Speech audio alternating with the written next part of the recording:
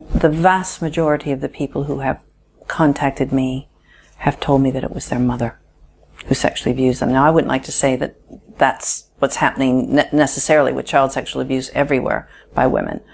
But the mother can disguise what she's doing, putting cream on the child, bathing the child, holding the child in bed. You know, society thinks, ooh, that's okay, because it's a mommy.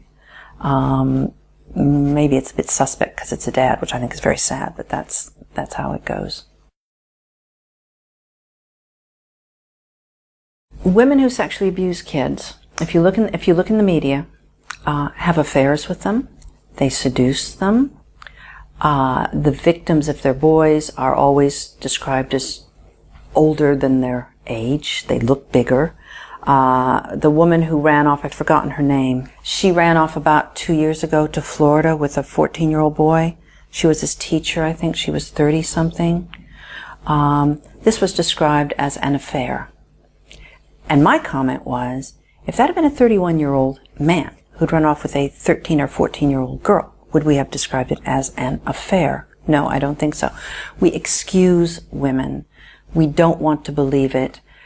And as Germaine Greer said to me on a television program, well, if it is a woman having sex with a young teenage boy, i.e. a 13 or 14-year-old, and he gets an erection, then clearly it's his responsibility. And I'm going, excuse me? This is not logical. So it seems that the boy, if it's a boy, the boy is blamed in any event. If it's a girl, then it's kind of, ooh, you know, ooh, she must be a lesbian. It must be something like that. It must be a lesbian affair. No correlation between a boy having an erection and wanting sex, just as there's no correlation with a girl having an orgasm and having sex with an abuser. Children's bodies respond to sexual stimuli.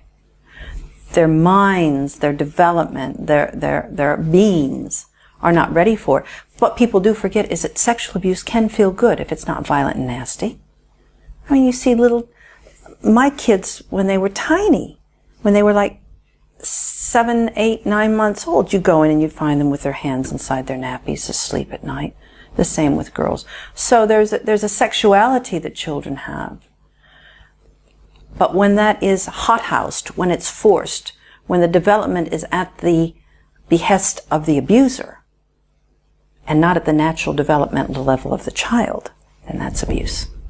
When you talk to these boys who have these affairs, and I put that in quotes because it's abuse, with older women, at the time of the affair, they're usually confused. They've usually been told having sex is a good thing. And other people would say, oh, you lucky boy. You know, oh, you've had sex with an older woman. Boy, I wish I was that. When you talk to them 10 years later, and they look back on it, one man said to me, in fact, he's in the book, I did a program with him, and he said, I should have been out kicking footballs with my friends. I should have been dating girls. I should have been concentrating on my schoolwork, he said, and all I could think about was the next time I was going to have sex with my teacher. Most child abuse is committed by single or unmarried women. A child's health prospects dramatically deteriorate when there's no father in the household. What I have found is that the vast majority were women alone. If they did have partners or husbands, the partners were either away a lot or were quite weak. According to the people who contacted me, it would quite often just be them and the mother in the home. And for the little boys, when they were little boys, they were almost used as if they were the husband. And the little girls were abused as well. So, in families where there is